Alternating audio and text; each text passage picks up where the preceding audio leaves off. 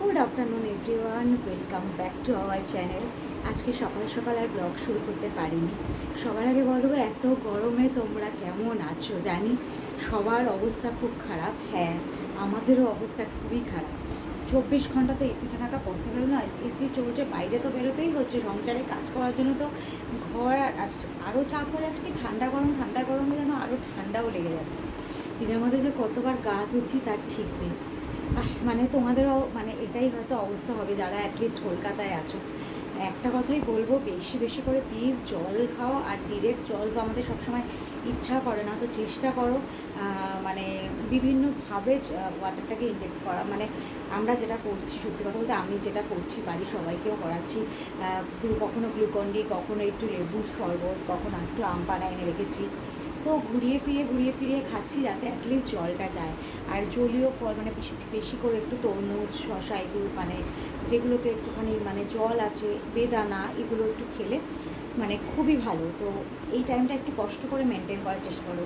আর টক দইটা খেতে পারলে তো খুবই ভালো, বাট আমার যেহেতু মিল্ক প্রোডাক্ট বা মানে বারণ আছে, সেহেতু আমি তো টক দই খেতে পারি না। বাড়িতে মা বাবা ওরা খায়, আর মানে লাস্সি করেও খাওয়া হয়, বাট আমার খাওয়া হয় না। লোভ তো লাগে, খেতে তো ইচ্ছা করে, বাট হ্যাঁ ভেবেছি একদিন একটু ট্রাই করে দেখবো অল্প করে, যে মানে প্রবলেম হচ্ছে কিনা। কারণ মাঝে সাঝে একদিন আধদিন খেলে অনেক সময় হয় না। দেখা যাক। তা চলো, আমি আফটারনুনেই শুরু করলাম। কেন সেটা বলছি একটু বাদে। কাজের প্রচুর প্রেশার যাচ্ছে, কদিন ধরেই যাচ্ছে, আর এখন তো একটা এক্সট্রা কাজ এসে পড়েছে।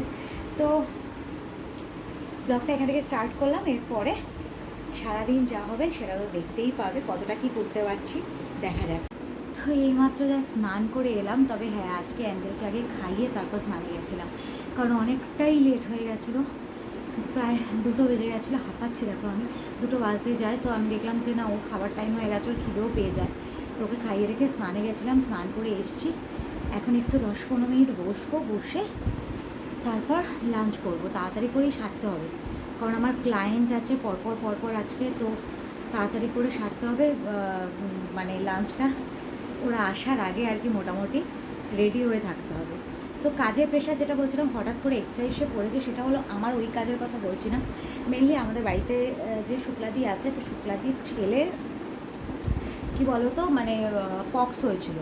এবার যখন পক্স হয়েছে তখন শুক্লাদি আমাদের বাড়িতে এসেছিলো। এবার আমাদের যেহেতু সবার পক্স হয়ে গেছে, তো ওই জন্য আমরা কিছু বলিনি। আর অনেকের বাড়িতে কাজ করছে, তো তারা হয়তো ছুটি দিতে চাইছিল না, কিছু একটা হবে। যাই হোক, ছুটি নিয়েছিল, পরের দিকে তাড়াতাড়ি করেই এসেছিলো। এবার আমরা জিজ্ঞেস করেছিলাম শুক্লাদিকে যে তোমার পক্স হয়ে গেছে তো, মানে যদি না হয়ে থাকে বলে না যে একবার হয়ে গেলে আর হয় না, তো সেই হিসেবে তো বললো যে হ্যাঁ আমার হয়ে গেছে বলেছিল। এবার ওদের মধ্যে আছে কি বলো তো, মানে 21 দিনে স্নান করানো। তারপরে তখন আমরা যেরকম ডাক্তার দেখাই, ডাক্তাররা এখন বলেও যে প্রোটিন খেতে। গত বছর সময় পক্স হয়েছিল, আমরা যত পেরেছি ওকে প্রোটিন খাইছি। ঠান্ডা জিনিস তো খাওয়াতেই হয়, কিন্তু ওদের মধ্যে তো সেটা না। ওরা মানে ডালটাও ওরা খায় না, মানে প্রচুর মানা। ওই একদম মানে নিরামিষ খাওয়া, মেঝেতে শোয়া, ডাক্তার দেখাবে না। ছেলের 103 জ্বর উঠে গেছিলো।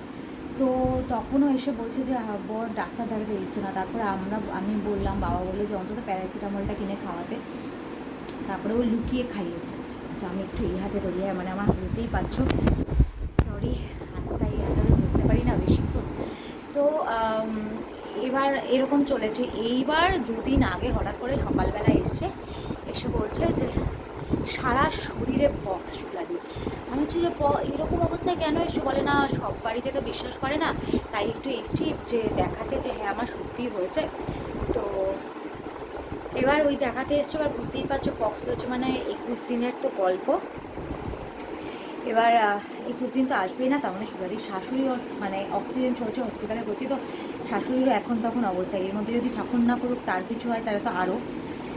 তো এখন বুঝতে পারছো পুরো কাজের প্রেশারটা এসে পড়েছে। মানে একদম ঘর যা দেওয়া বলো, ঘর মোছা বলো, বাসন মাজা বলো, কাঁচাটা নালে ঠিক আছে, বা মেশিন আছে, হয়ে যাচ্ছে। এবার প্রচুর প্রেশার এসে পড়েছে। হ্যাঁ, মাও আছে, বাট সবটা তো ওইভাবে হয় না। ম্যানেজ করে দুজন আমরা করছি। প্রেশারটা অনেকটাই। আর ঘর মোছাটা মা পারে না, মার পায়ে ব্যথা পারে না, আমিও পারি না, আমারও পায়ে ব্যথা, কিন্তু তুলনামূলক মার বয়সটা বেশি।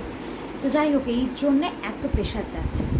এখন কতদিন যাবে যায় না। এবার আমার মা বলছিল কি টেম্পোরারি অন্তত এই মানে 1 মাসের জন্য যদি কাউকে রেখে দিই, এবার সত্যি কথা বলতে কি সেভাবে না, ওইভাবে 1 মাসের জন্য লোক পাওয়া খুব মুশকিল হয়ে যায়, মানে আমাদের এইদিকে একদম ওইভাবে পাওয়া যায় না, আমাদের দিকে কেন আমার মার ওখানেও পাওয়া যায় না। তো ওইভাবে পেলে তো খুবই ভালো হতো, যে মানে অনেকটা ফ্রি হয়ে যেতে পারতাম, বাট সত্যি বলতে ওইভাবে পাওয়াটা খুবই মুশকিল। তাও যদি মানে খোঁজ রাখবো, যদি পেয়ে যাই তো খুব ভালো, আর নালে এই কটা দিন এইভাবেই চলবে, মানে খুবই টেনশানে আছি সত্যি বলতে। হট করে এতটা কাজের প্রেশার পড়ে গেছে না, মানে খুব চাপে আছি। আর যেহেতু আমার এক্সট্রাও অন্যান্য কাজ থাকে, তার মধ্যে এত গরম পড়েছে। তো যাই হোক, অনেকক্ষণ কথা বললাম, আর টাইম নিতে পারবো না, কেন কি এবার আমাকে ওই দিকে সেরে এইদিকে চলে আসতে হবে, কারণ যারা আসবে তাদের তো ওয়েট করেই রাখতে পারবো না। তো তোমাদের সাথে আবার কাজকর্ম সেরে নিয়ে বিকালবেলা তোমাদের সাথে ব্লগ কন্টিনিউ করবো।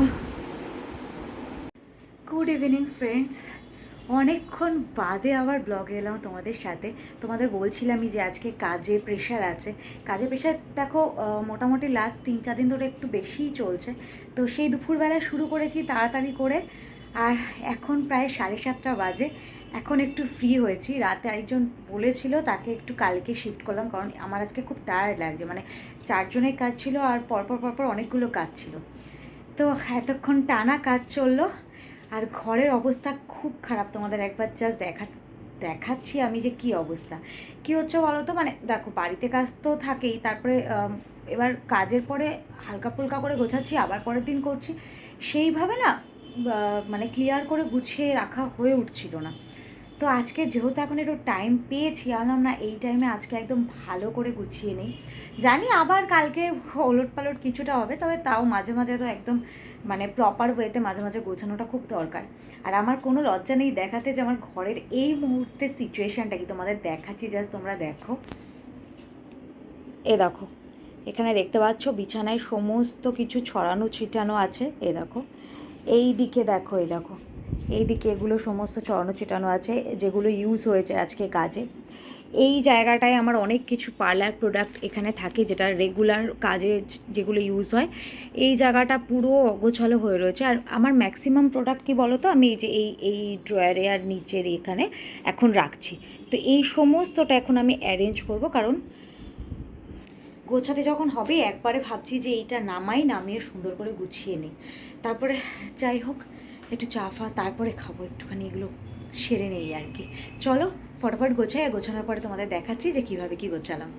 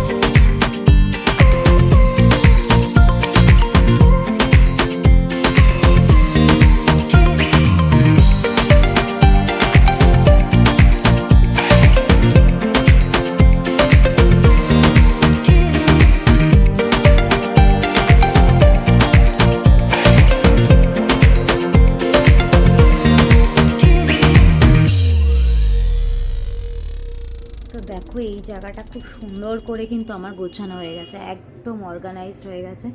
মনে হচ্ছে এটা একটুখানি জিনিস, বাট এখানে যে কত জিনিস আছে মানে ক্লোজ দেখলে বুঝতে পারবে। প্রচুর জিনিস এখানে, প্রচুর। আমার না ডেলি বেসিসে এইটাই সব থেকে বেশি ইউজ হয়, মানে এখানে যা আছে এটা ডেলি যে কাজগুলো হয় এখানটাই বেশি ইউজ হয়। তো দেখো এই জায়গাটা আমার মোটামুটি কমপ্লিট হয়ে গেছে, গোছানো। এই জায়গায় যা যা ছিল এই যে এগুলো সমস্ত ক্লিন করে নিয়েছি। এখন মোটামুটি ঘর টিপটাপ। ঘর উলট পালট হয়ে থাকলে না পাগল পাগল লাগে জানো তো, মানে মনে হয় কতক্ষণে ক্লিন করবো কতক্ষণে ক্লিন করবো। কাজের পরে মানে রেস্ট নিতে ইচ্ছা করে না, মনে হয় আগে এগুলো গুছিয়ে নেই ঠিকঠাক করে তারপর বসবো। তো যাই হোক, এখন এটা কমপ্লিট করে নিয়েছি। তো এখন যেটা করব যে it's time to my skin care. তো অ্যাকচুয়ালি সত্যি বলতে আমার আর কিছু করে ওঠা হচ্ছে না, যা গরম পড়েছে কিছু না করি অ্যাটলিস্ট একটু ট্যান প্যাকটা তো লাগানো উচিত, তো সেটাও করে ওঠা হচ্ছে না। তো ভাবছি এখন একটু স্কিনটাকে ক্লিন করে নিয়ে ট্যান প্যাকটা লাগিয়ে নিয়ে তারপরে বসে চা খাবো। চা বানাই, চা বাবাকেও চা দেবো, আমি একটু চা খাবো, তারপরে আবার কিছু কাজকর্মের প্ল্যান আছে, দেখা যাক কতটা কি করতে পারি আর কি। চলো আগে ফটাফট আমার মানে প্যাকটা লাগিয়ে নেওয়া যাক।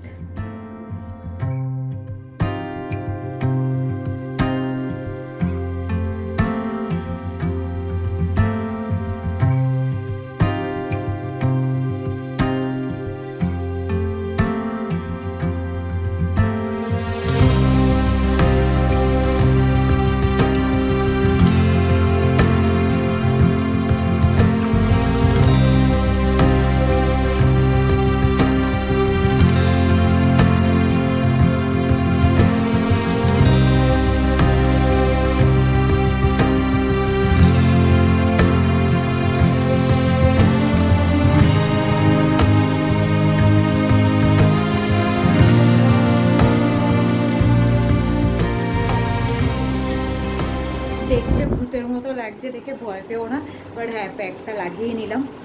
আলটিমেট সত্যিই কিছু করা হয় না নিজের জন্য। প্যাকটা লাগিয়ে নিয়েছি। এবার সোমের কালকে কিছু মানে কালকে যেগুলো পরে যাবে, কালকে একটা বলেছে যে ব্লেজারটা পরবে বা যে শার্টটা পরবে ওটা না আয়রন করেনি, তো এটা লাগিয়ে নিয়েছি। এখন ওটা আয়রন করব, করে তারপর অনেক কিছু কাটাকুটি করার আছে, কালকে যা রান্নাবান্না হবে সেগুলো সব কাটতে হবে।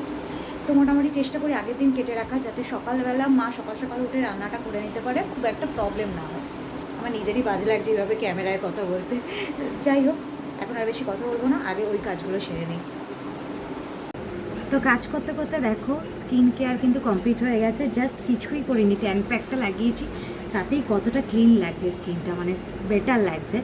তো আজকে তো আর কিছু করবো না। আর ইঁচড় নিয়ে এসছে বাবা, তো ইঁচড়টা কাটতে হবে, তো ইঁচড়টা নিয়ে বসেছি, কিছুটা কেটেছি। এবার সোম এসছে, তো একটু খাবারটা দিয়ে নিই, তারপরে বাকিটা কাটবো। তো মা দেখো চাউমিন করে দিয়েছে, অ্যাকচুয়ালি মা বেরিয়েছে, মাসির বাড়ি গেছে, তো আমি একটু বললাম সোমের খাবারটা রেডি করে দিতে, তো মা এই যে চাউমিন করে দিয়ে গেছে, দু জায়গায় রেডি করে নিয়েছি। তো যাই আগে সোমকে খাবারটা দিই, আমিও সাথে খেয়ে নেই। আর একটু বাদেই বাবার কাছে দুজন আসবে, তো তারা এলে তাদের চা ফা দেওয়ারও গল্প আছে, একটু ফটাফট এটা খেয়ে নিই, খেয়ে নিয়ে ফ্রি হয়ে যাই। তারপর ওইদিকে তো কাজ আছেই, বললাম এই যে এঁচড়টা কাটছি, ওগুলো কাটতে হবে, এঁচড় কাটবো, তারপরে আরও কাজ আছে। তো যাই হোক আগে খাবারটা সেরে নিই। দেখো এতক্ষণে এঁচড় কাটা কমপ্লিট হলো, যতটা এঁচড় বেরিয়েছে বোধহয় তার অর্ধেকের বেশি ফেলানি যায়, এঁচড়ের এই একটাই। যাই হোক এটা এখন কাটা হয়ে গেছে, এটা একটা অন্য এয়ারটাইট কৌটোতে রাখবো, রেখে ফ্রিজে তুলবো। আর এখানে দেখো খাওয়ার ফাওয়ার সব নামানো হয়ে গেছে, বাকি সমস্ত সবজি মানে অ্যাঞ্জেলে যেটা কাটার ছিল সেটাও কেটে নিয়েছি। সত্যি বলতে কি বলতো, এই বাকি সব কাটা ঠিক আছে, এঁচড় মোচাও ঠিক আছে, এঁচড় কাটতে না আমার কোমর ধরে গেছে সত্যি কথা, মানে এতক্ষণ ধরে একটা না প্রায় 10টা 20 বেজে গেছে। তোমরা মাঝে মাঝে ব্যাকগ্রাউন্ডে না সাউন্ড পেতে পারো, বাবাদের নাটকের রিহার্সাল চলছে। তোমাদের বললাম বাবার কাছে আসবে কয়েকজন, তো ডাইনিংয়ে নাটকের রিহার্সাল চলছে। আর এখন এগুলো কমপ্লিট হলো, এবার অ্যাঞ্জেলকে মেডিসিন খাওয়াবো, খাইয়ে অ্যাঞ্জেলের খাবার রেডি করবো। আর অ্যাঞ্জেলের তোমরা যারা জানো না, অ্যাঞ্জেলকে অ্যাকচুয়ালি খাইয়ে দিতে হয়, আর ওকে মানে খাবার দানা দিলেও খেতেই চাইবে না, সমস্তটা মিক্সিতে পেস্ট করে তারপর খাওয়াতে হবে। তো অ্যাঞ্জেলকে মেডিসিন দিয়ে খাবারটা পেস্ট করে নিই। আর একটু টায়ার্ড লাগছে, মাঝে ওদের একটুখানি শরবতও করে দিয়েছি। যাই হোক এবার একটু জল টল খাই আর কি।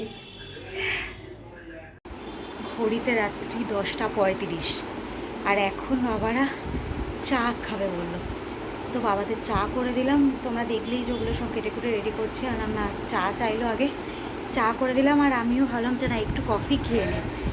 তো এই দেখো আমি আমার কফি করে নিয়েছি। তো নর্মালি এই টাইমে খাই না, এবার ওদের জন্য করছিলামই। আর আমি আজকে সন্ধ্যাবেলা আমি এখন একবারই চা বা কফি যে কোনো একটা একবারই খাচ্ছি। তো করছিলাম তখন মনে হলো না আমিও একটু খাই, টায়ার্ডও লাগছে, একটু এনার্জি পাবো। তো কফি করে নিয়েছি, এখন একটু কফি খাবো। খেয়ে তোমাদের বললামই যে অ্যাঞ্জেলের সব কিছু রেডি করার আছে, তো অ্যাঞ্জেলকে মেডিসিন খাইয়ে দেওয়া হয়ে গেছে। আর সোম অনেকক্ষণ এসে গেছে, বাট সোমকে তোমাদের দেখাচ্ছি না, তার একটাই রিজন, কারণ ও অ্যাকচুয়ালি খুব টায়ার্ড, এখন অফিসে একটু চাপ যাচ্ছে, তো অফিসেরই কাজ করছিল। তো ওই জন্য আজকে বললো যে না আমাকে আজকে আর ব্লগে নিস না, তাই আর আজকে ওকে নিলাম না ব্লগে। আর আজকে আমিও টায়ার্ড হয়ে পড়েছি, এবার ব্লগটাকে এখানেই এন্ড করে দেবো। তোমাদের সাথে আবার একটা ফ্রেশ ব্লগে দেখা হবে। চেষ্টা করছি যতটা পারছি ব্লগ করার, ওইভাবে হয়তো পেরে উঠছি না নিয়ম মাফিক, বাট যখন যেরকম পারছি দিচ্ছি। তো আমি তো এভাবেই দিয়ে এসেছি, আর তোমরা এভাবেই আমাকে সাপোর্ট করে এসছো, তো প্লিজ আমাকে এভাবেই সাপোর্ট করো। আর নতুন ব্লগে তো দেখা হবেই, যারা এই ব্লগটা দেখবে তারা লাইক শেয়ার করে দিও, কমেন্ট করো, নতুন যারা দেখছো তারা সাবস্ক্রাইব করতে ভুলো না। আর আজকের মতো টাটা, গুড নাইট। আর গরমে বেশি বেশি করে জল খাও, শরবত খাও, শসা তরমুজ জলীয় যে কোনো ফল খাও, ভালো থাকার চেষ্টা করো। চলো টাটা।